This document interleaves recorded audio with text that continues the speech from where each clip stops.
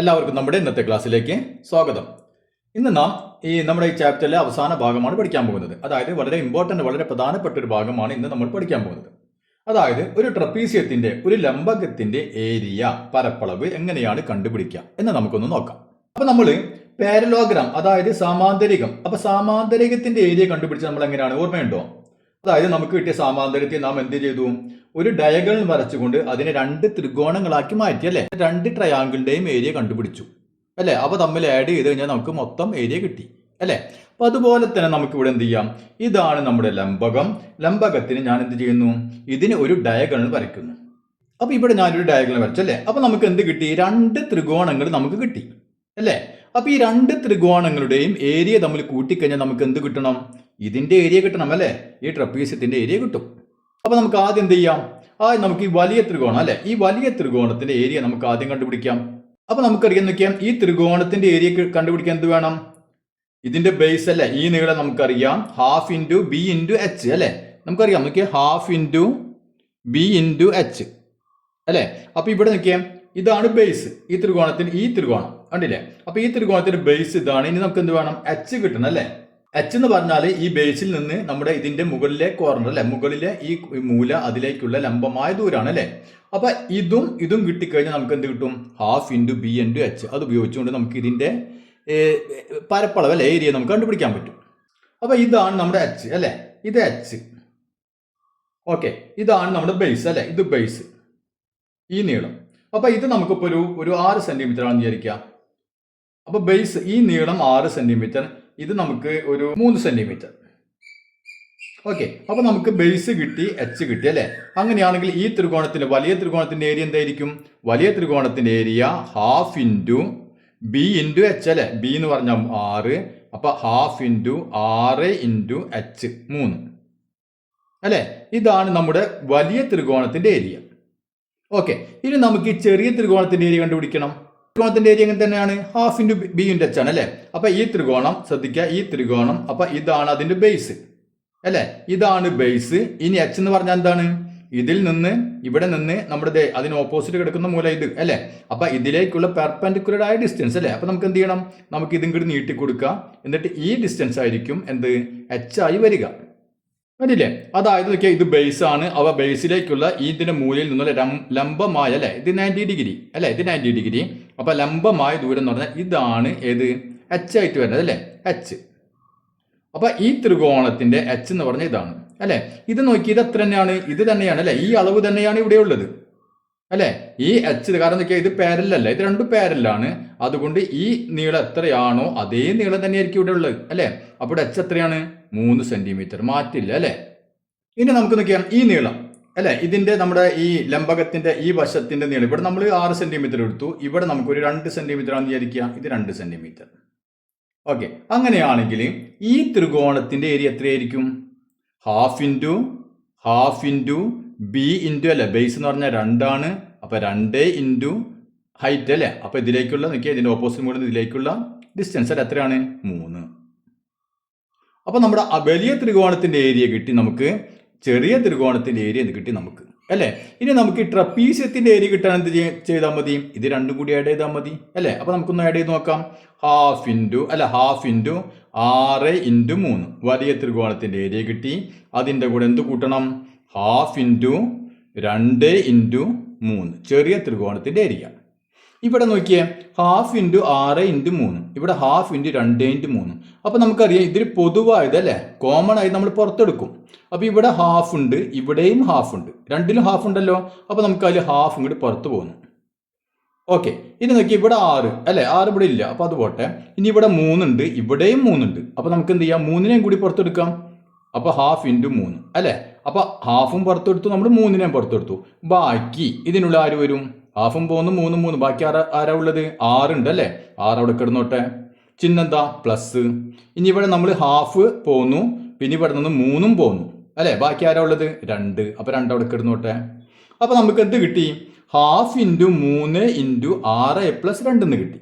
അപ്പൊ ഞാനിതിന് just order ഒന്ന് മാറ്റി എഴുതുന്നു, വേറെ ഒന്നും ചെയ്യുന്നില്ല. ഹാഫ് ഇൻറ്റു, അല്ലെ? ഇത് ഒന്ന് പറയാൻ എളുപ്പത്തിന് ആദ്യം ഞാൻ 6 പ്ലസ് 2 എന്ന് എഴുതി, into 3.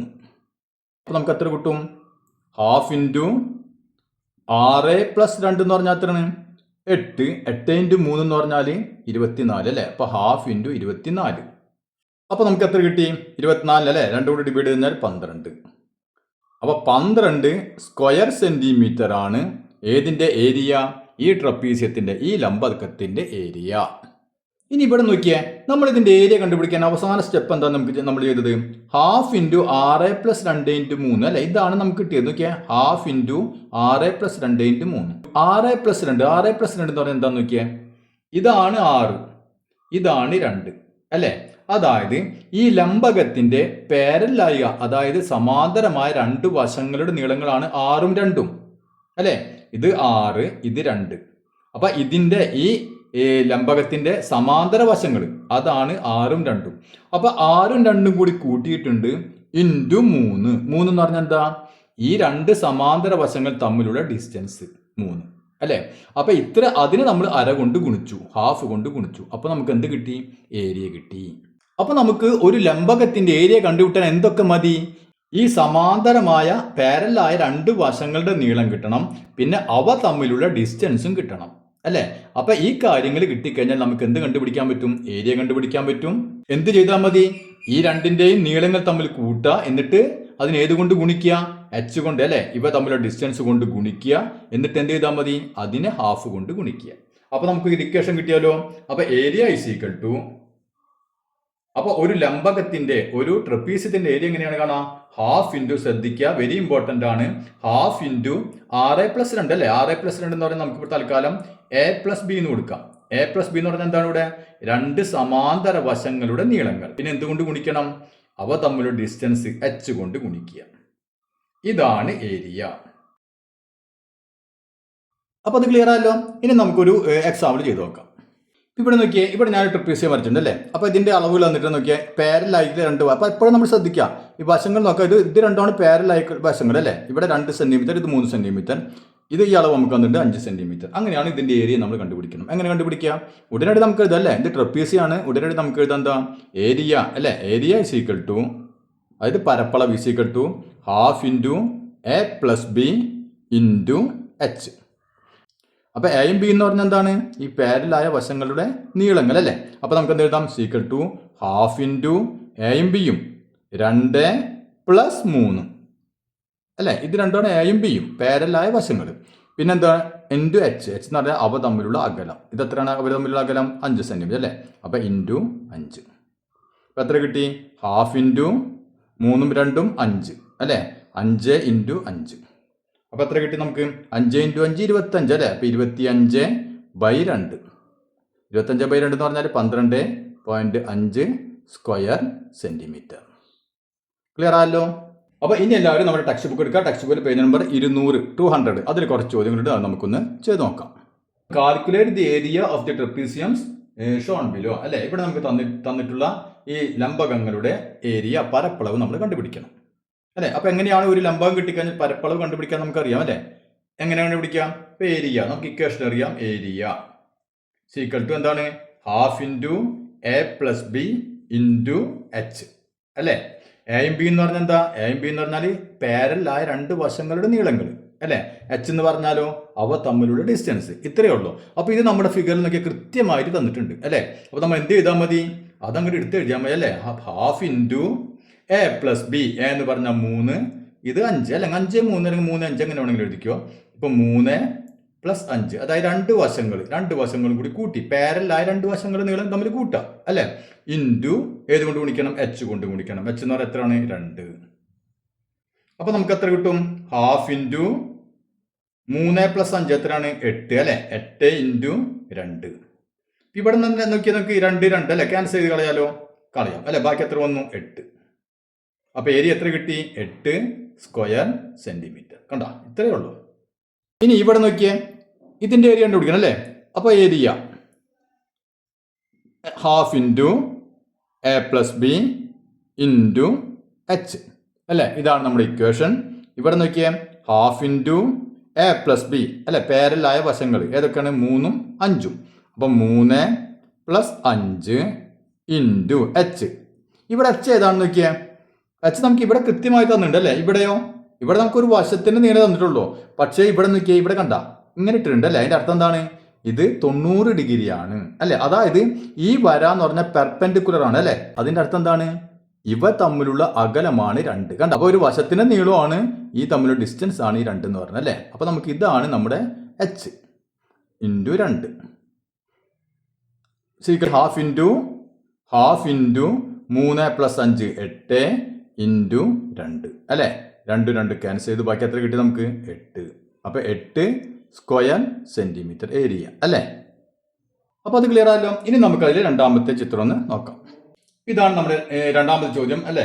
The picture shows 4 equal trapeziums joined to form a large trapezium അല്ലെ. അതായത് തുല്യമായ 4 ട്രപ്പീസിയം, 4 ലംബങ്ങൾ ചേർത്തുണ്ടാക്കിയ ഒരു വലിയ ട്രപ്പീസിയമാണ് നമുക്ക് തന്നിട്ടുള്ളത് അല്ലെ. അപ്പൊ നമുക്ക് നോക്കിയാൽ ഈ ചിത്രം നമ്മൾ വരച്ചിട്ടുണ്ട് അല്ലെ. മുമ്പ് ഓർമ്മയില്ലേ? മുമ്പ് നമ്മൾ വരച്ചൊരു ചിത്രമാണ് അല്ലെ. അപ്പൊ അതേ ചിത്രം തന്നെയാണ് നമുക്ക് തന്നിട്ടുള്ളത്. ഇനി എന്താണ് പറഞ്ഞിട്ടുള്ളത്?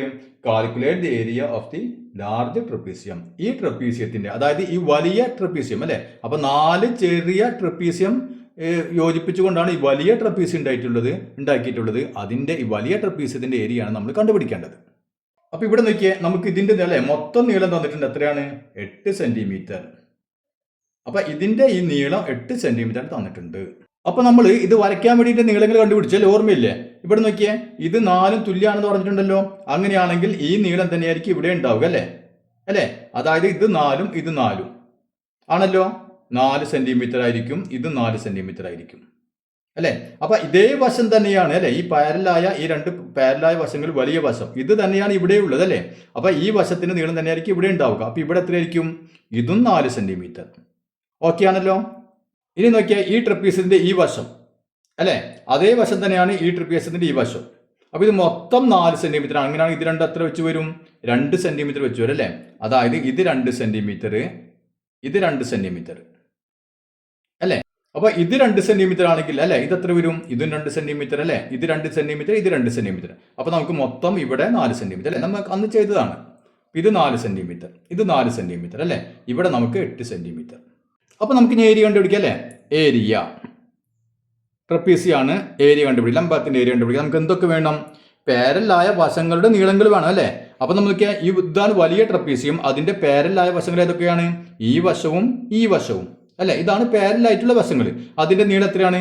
ഇവിടെ 8ഉം ഇവിടെ 4ഉം അല്ലെ. അപ്പൊ 2 വശങ്ങൾ നീളം കിട്ടിയാലോ. അപ്പൊ നമുക്കറിയാം area is equal to half a + b into h അല്ലെ. ഇതിൽ എ എന്ന് പറഞ്ഞത് ഇപ്പൊ നമുക്ക് നോക്കിയാൽ പാരലായ ഒരു വശം 4, ബി എന്ന് പറഞ്ഞതോ പാരലായ അടുത്ത വശം ഏതാണ്? 8 അല്ലെ. h എന്ന് പറഞ്ഞാൽ എത്രയാണ്? ഇവ തമ്മിലുള്ള ഡിസ്റ്റൻസ് അല്ലെ. ഇതും ഇതും തമ്മിലുള്ള ഡിസ്റ്റൻസ് എത്രയാണ്? 4. കണ്ട 4. ഓക്കെ. അപ്പൊ നമുക്ക് ഇത് 3ഉം കിട്ടിയിട്ടുണ്ട് അല്ലെ. എന്ത് ചെയ്താൽ മതി? ഹാഫ് ഇൻറ്റു a + b അല്ലെ. എയും ബിയും 4 + 8 ഇൻറ്റു h. എത്രയാണ്? 4. ഇപ്പൊ എത്ര കിട്ടും? ഹാഫ് ഇൻറ്റു 4 + 8 എത്രയാണ്? 12 ഇൻറ്റു 4. നമുക്ക് എന്തൊക്കെയാ? 2 അല്ലെ. 4 എത്ര പ്രാവശ്യം പോവും? 2 പ്രാവശ്യം. ബാക്കി എത്ര കിട്ടി? 12 ഇൻറ്റു 2 24 സ്ക്വയർ സെന്റിമീറ്റർ. ഇതാണ് ഇതിന്റെ ഏരിയ. ഇനി അതല്ലെങ്കിൽ എന്ത് ചെയ്യേണ്ടി വരും? നമ്മൾ ഒരു ചെറുതിന്റെ ഏരിയ കണ്ടുപിടിക്കണം കേട്ടോ. ഇത് 4, ഇവിടെ എത്രയാണ്? 2 അല്ലെ. ഇവിടെ 2. അപ്പൊ ഇതിന്റെ ഏരിയ മാത്രം കണ്ടുപിടിക്കുക, അതിനെ 4 കൊണ്ട് ഗുണിക്കുക. അങ്ങനെ വേണമെങ്കിൽ ചെയ്യാം. അപ്പൊ അതെങ്ങനെ ചെയ്യാന്ന് നോക്കിയാൽ, ഹാഫ് ഇൻറ്റു ഇത് നമ്മൾ ചെറിയ ട്രപ്പീസിയത്തിന്റെ ഏരിയ കണ്ടുപിടിക്കുന്നത്. ഹാഫ് ഇൻറ്റു 4ഉം 2 അല്ലേ സമാന്തര വശങ്ങൾ. അപ്പൊ നമുക്ക് 4 + 2 അല്ലെങ്കിൽ 2 + 4 അല്ലെ ഇൻറ്റു h. ഇവ തമ്മിലുള്ള ഡിസ്റ്റൻസ് എത്രയാണ്? 2 കേട്ടാ.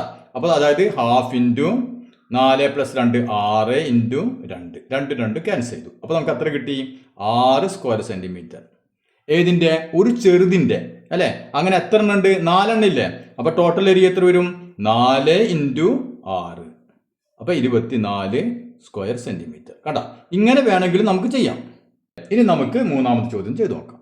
The picture shows A line drawn through the point of intersection of the diagonals of A parallelogram. എന്താണ് പറഞ്ഞിട്ടുള്ളത്? ഒരു സമാന്തരികത്തിന്റെ ഡയഗണൽസ്, വികർണങ്ങൾ അല്ലെ. വികർണങ്ങൾ ഈ ഇത് ക്രോസ് ചെയ്യുന്ന ആ മുറിച്ച് കടക്കുന്ന ആ പോയിന്റ്, അതിലൂടെ എന്ത് ചെയ്തിരിക്കുന്നു? ഒരു വര ഇങ്ങോട്ട് വരച്ചിരിക്കുന്നു. ഇനി എന്താണ് ചോദിച്ചിട്ടുള്ളത്? Prove that this line splits the parallelogram into two trapeziums of the same area. അതായത് ഈ വര, നമ്മളിപ്പോൾ ഈ വരച്ച വര ഈ സമാന്തരികത്തെ എന്ത് ചെയ്യുന്നു? ഒരേ ഏരിയകളുള്ള, അതായത് തുല്യ പരപ്പളവുകളുള്ള രണ്ട് ട്രപ്പീസിയമാക്കി മാറ്റുന്നു. മനസ്സിലായില്ലേ? അപ്പൊ എന്തൊക്കെയാ, ഈ വരച്ച വര ഇവിടെ നമുക്കൊരു ട്രപ്പീസിയം കിട്ടി, ഇവിടെ നമുക്കൊരു ട്രപ്പീസിയം കിട്ടി, അല്ലേ?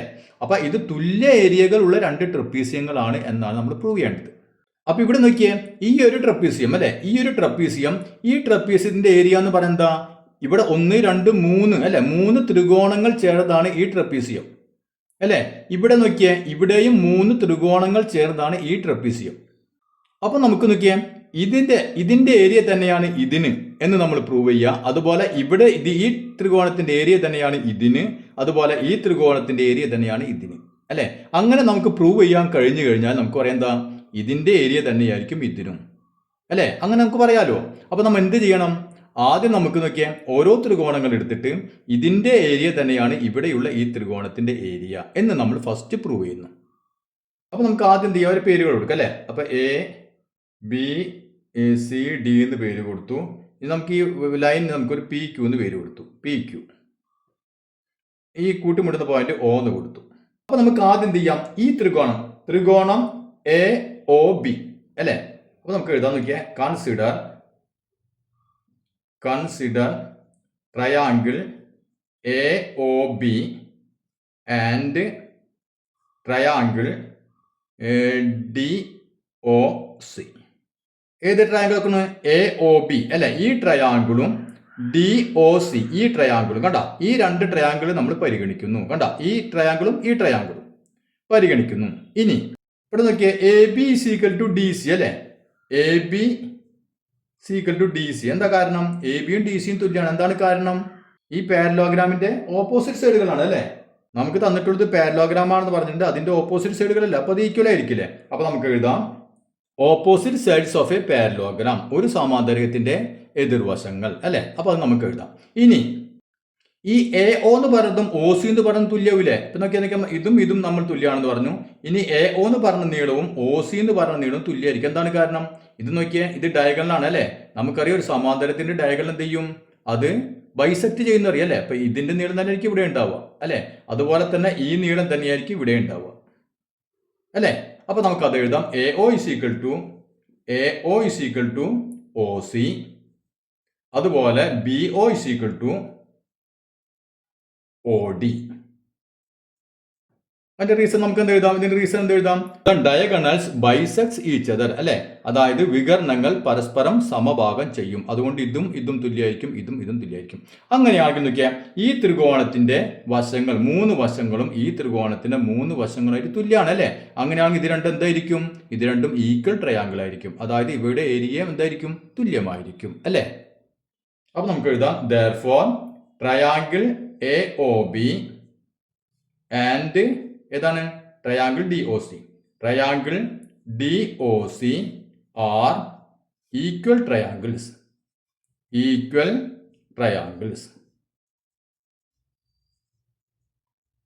ആയതിനാൽ ത്രികോണം AOBയും ത്രികോണം DOCയും തുല്യ ത്രികോണങ്ങളാണ്. അപ്പൊ ഇതുപോലെ നമുക്ക് എന്ത് ചെയ്യാം? ഈ രണ്ട് ത്രികോണങ്ങളും ഈക്വൽ ട്രയാങ്കിൾ എന്ന് പ്രൂവ് ചെയ്തൂടെ? നോക്കിയേ, ഈ സൈഡും തുല്യമാണ്, അല്ലെ? എന്താണ് കാരണം? നമുക്ക് ഇത് ഡയഗണൽസ് ആണ്, അല്ലെ? ബൈസെക്ട് ചെയ്യും. ഇനി ഇത് നോക്കിയേ, ഈ നീളവും തുല്യമാണല്ലോ. കാരണം എന്താണ്? ഇതെന്താണ്? ഇതിന്റെ മിഡ് പോയിന്റ് ആണ്, അല്ലെ? O എന്ന് പറയുന്നത് എല്ലാം കൂടി മുട്ടുന്ന പോയിന്റ് ആണ്. അതുകൊണ്ട് നമുക്ക് ഈ നീളവും തുല്യമായിരിക്കും. ഇനി ഈ ആംഗിൾ നോക്കിയേ, ഈ ആംഗിളും എന്തായിരിക്കും? തുല്യമായിരിക്കും, ഓപ്പോസിറ്റ് ആംഗിൾ ആണ്, അല്ലെ? അങ്ങനെയാണെങ്കിൽ ഈ ട്രയാങ്കിളും ഈക്വൽ ട്രയാങ്കിൾ ആണ്. അതുപോലെ നമുക്ക് ഇത് രണ്ടും പ്രൂവ് ചെയ്യാൻ പറ്റും, അല്ലെ? ഇതേ കാര്യങ്ങൾ കൊണ്ട് നമുക്ക് ഈ രണ്ട് ത്രികോണം ഇതുപോലെ നമുക്ക് ഈക്വൽ ട്രയാങ്കിൾ ആണെന്ന് പ്രൂവ് ചെയ്യാൻ പറ്റും. അപ്പൊ നമ്മൾ അതിന് ഓരോന്ന് എഴുതാൻ നിൽക്കണ്ട, നമുക്ക് എന്ത് എഴുതാൻ മതി? സിമിലർലി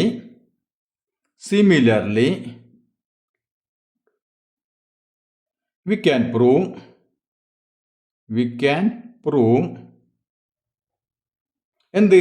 ട്രയാങ്കിൾ AOP, അല്ലെ? Triangle AOP and triangle AOP, അതും ഏത് ട്രയാങ്കിൾ? ഈ ട്രയാങ്കിൾ, അല്ലെ? COQ. കണ്ട, ഈ രണ്ട് ട്രയാങ്കിൾ. അപ്പൊ COQ, ട്രയാങ്കിൾ COQ, അല്ലെ? അപ്പൊ triangle AOP and triangle COQ, ഇനി നമുക്ക് ഇത് രണ്ട് ട്രയാങ്കിൾ, ഈ രണ്ട് ട്രയാങ്കിൾ, അല്ലെ? അപ്പൊ ട്രയാങ്കിൾ ക്യു ഒ ബി അല്ലേ, ഈ ട്രയാങ്കിളും ഈ ട്രയാങ്കിളും. അപ്പോൾ triangle Q O B and triangle ഈ ക്യു ഒ ബിക്ക് ഓപ്പോസിറ്റ് എടുക്കുന്നത് ഏതാണ്? D O P. Triangle D O P are equal triangles. Equal triangles. ഇതുപോലെ ത്രികോണം എ ഒ പിയും ത്രികോണം സി ഒ ക്യൂവും ത്രികോണം ക്യു ഒ ബിയും ത്രികോണം ഡി ഒ പിയും തുല്യ ത്രികോണങ്ങളാണെന്ന് നമുക്ക് തെളിയിക്കാൻ പറ്റും. അപ്പോൾ ഇവിടെ 3 ത്രികോണങ്ങളുണ്ട്. ഇതിന്റെ ഏരിയയും ഈ 3 ത്രികോണങ്ങളുടെ ഏരിയ എന്താണ്? തുല്യമാണ് അല്ലേ? അങ്ങനെയാണെങ്കിൽ 2 ലംബത്തിന്റെയും ഏരിയ എന്തായിരിക്കും? തുല്യമായിരിക്കും. മനസ്സിലായല്ലോ? അപ്പോൾ അത് നമുക്ക് എഴുതാം. അപ്പോൾ നമുക്ക് ഇങ്ങനെ എഴുതാം: since each trapezium contains 3 triangles and the area of the triangles are equal, areas of both trapeziums are equal. അപ്പോൾ നമ്മുടെ മലയാളം മീഡിയക്കാർ എങ്ങനെ എഴുതണം? ഓരോ ലംബകവും അല്ല, ഇവിടെ 2 ലംബങ്ങളാണുള്ളത്. അപ്പോൾ ഓരോ ലംബകവും തുല്യ പരപ്പളവുള്ള 3 ത്രികോണങ്ങൾ വീതം ഉൾപ്പെട്ടതാണ് അല്ലെ? തുല്യ പരപ്പളവുള്ള 3 ത്രികോണങ്ങൾ വീതം ഉൾപ്പെട്ടതാണ്. അതുകൊണ്ട് അവയുടെ പരപ്പളവുകളും തുല്യമായിരിക്കും. ക്ലിയർ ആയില്ലേ? ഇനി നമുക്ക് അതിന്റെ ഇടയിൽ എന്ത് എഴുതാം? നമ്മുടെ ചോദ്യത്തിലുള്ള പോലെ തന്നെ എഴുതാം. So the line splits the parallelogram into 2 trapeziums of the same area അല്ലെ? നമ്മുടെ ചോദ്യത്തിലുണ്ട്, അതേ രൂപത്തിൽ തന്നെ എഴുതി വെക്കാം. അതുകൊണ്ട് ഈ വര സാമാന്തരികത്തെ ഒരേ പരപ്പളവുള്ള 2 ലംബങ്ങളാക്കി ഭാഗിക്കുന്നു അല്ലെ? അപ്പൊ അങ്ങനെ മലയാളം മീഡിയക്കാർ എഴുതാം. അപ്പോൾ ഇതോടുകൂടി നമ്മുടെ ഈ ചാപ്റ്റർ അവസാനിച്ചു. അപ്പോൾ നമ്മുടെ ക്ലാസ്സുകളൊക്കെ ഇഷ്ടപ്പെടുകയാണെങ്കിൽ നിങ്ങളുടെ ഫ്രണ്ട്സിനൊക്കെ ഒന്ന് ഷെയർ ചെയ്ത് കൊടുക്കുക. അതുപോലെ സബ്സ്ക്രൈബ് ചെയ്യാത്തവരുണ്ടെങ്കിൽ ഒന്ന് സബ്സ്ക്രൈബ് ചെയ്ത് കാണുക. ഇനി നമുക്ക് ഒരു ചാപ്റ്ററും കൂടിയാണുള്ളത്, അത് നമുക്ക് അടുത്ത ക്ലാസ്സിൽ ചെയ്യാം.